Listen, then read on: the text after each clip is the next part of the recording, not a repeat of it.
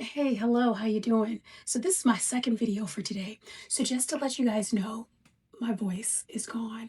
Um, I think it's because of the surgery. Made it through the surgery. I'm feeling good. Went there on Wednesday. It was great.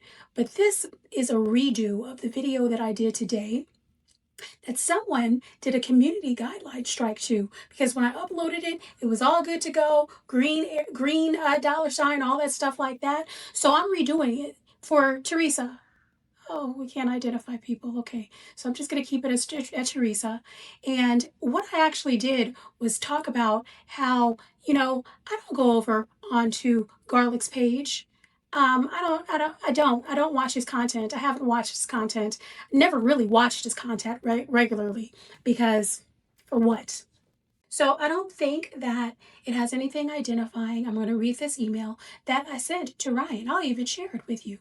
And this was in September, September 23rd, because he had sent me an email on September 12th, and he was so upset that I didn't reply to his email. So I replied to his email, but then he didn't open it. He didn't open the email because I think it hurt his feelings. But let me share my screen. So I say, this is my final response to the letter that you wanted so badly. I said, I've been knowing you long enough now to see the pattern, and I see it, and I need to say it clearly. I hate the way you operate. When my dad was sick and dying, and when I've been sick and preparing for surgery, you took my time, energy, and peace away. You stressed me out when I was already exhausted. I went to numerous doctor's appointments that you knew about, but didn't care. Even when I literally told you, I am sick, you drained me. You were truly exhausting. You wanted me to be your rock, to take care of your mom, to absorb your crying, phone calls, and panic. You wanted control, not partnership. You don't know how to be a partner or even a real friend. When I told you I didn't want to be with you months ago, you refused to accept it. Every time you didn't get what you wanted, you hung up on me, sulked, or pressured me. That is control.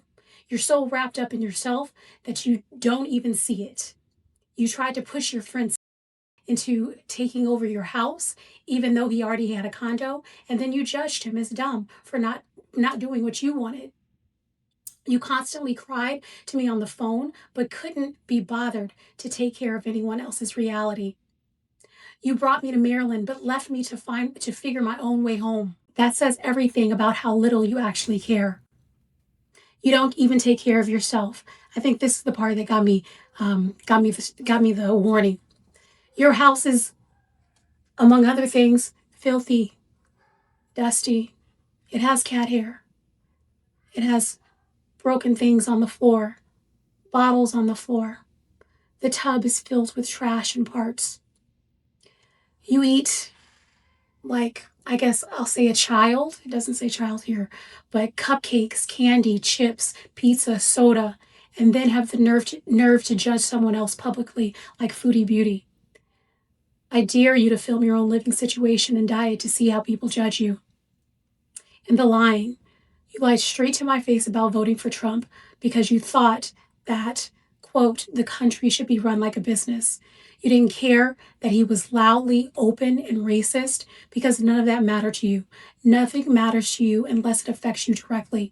And when Christina threatened to expose you, you slipped up and admitted your lie to me. It was selfish of you to do that. I feel that it was cowardly, and most of all, it was dishonest, was it not? Yes. I said, that's your pattern. You run from problems, just like you didn't read this email that I sent you when you wanted an answer to it. The minute you think someone's going to say something you don't like, you shut it out. You refuse to watch my aromantic videos, which told you about the actual me. You refuse to watch the Busy Little Bee video, where I said that you were wrong, even though it directly involved you.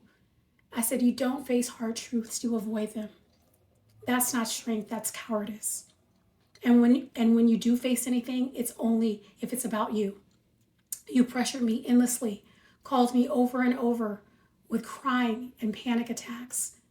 You wanted me to be there for you, but you couldn't be there for me. You didn't even know about my upcoming surgery because you never asked, never cared, and never let people get a word in because you are so wrapped up in yourself. The only problems that matter to you are your own. I believe that you need help, some kind of therapy, accountability, something.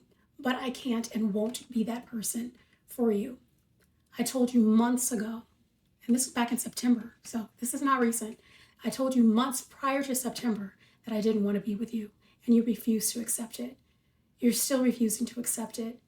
Your pattern is to sulk, cry, and then come back to try to get your way. The last time you hung up on me because I said something you didn't want to hear, and that was the last time. And the something that I did say that he did not want to hear is he wanted me to do videos with him again.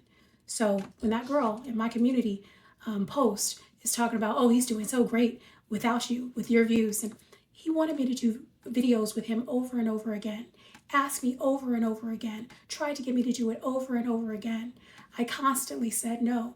And finally, that last time, where he put up that video that I did not approve on his channel, that is still on his channel to this day, I said, I don't want my name attached to it. Take my name off of it. Actually, take the video down. The video is still up. My merch designs are still up. Christina's merch designs are still up. If people are still buying them, he's getting profit from that. So when he's doing so great, yeah, he's profiting off of other people. Whether it be me, Christina, or Foodie Beauty. That's the one he's really using. So I said, I don't want your neediness, your selfishness, your avoidance, or your cowardice. Overall, this time knowing you has truly been one of the most exhausting times of my life. I want to read that again. Overall, this time knowing you has been truly one of the most exhausting times of my life. You really don't understand. And I really do feel like my tumors in my stomach were growing because of him, because of the stress. So don't come to my page, to my community post, to any of my videos or community post to be like sticking up for him. I don't go over there. I don't send people over there. So, dude, you better get your people and reel them on in, because you know I got a lot more information that I can tell. And this is not a threat. This is my story. This is my truth.